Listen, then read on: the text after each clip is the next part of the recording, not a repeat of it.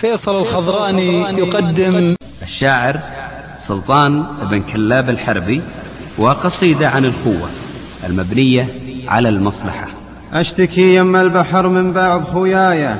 والبحر من ضيقتي متوجه صوبه، وادري إنه ما تغير لجل شكوايا، من خفض منسوبه لا زاد منسوبه.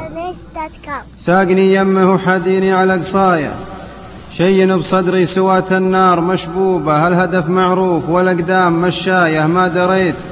إن النوايا شبه مقلوبة، والخطأ مني وانا يم أكثر أخطايا، مير لولا ذنوبنا وش قيمة التوبة. من يشاور للسفيه ويمشي برايه،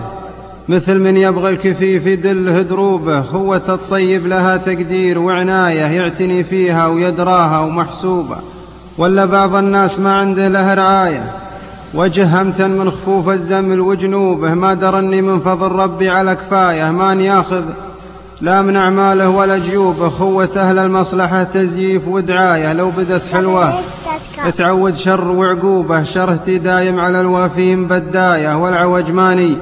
معد العوج تسلوبه، شرهة بيض نظيفة ما هي وشاية، مثل صب الكيف بالفنجال مصبوبة، ما جبر العالم ولا اغصبها على رضاية، بس كل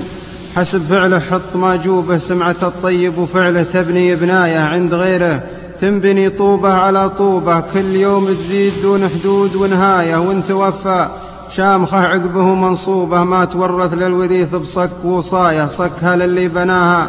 ونفعها دوبه، كم غني راس ماله يصعب إحصايه، لو بغاها ما تجي له حسب مطلوبه، والفقير اللي ملكها عبرة نوايه، راس مالك كل ابوه شماغه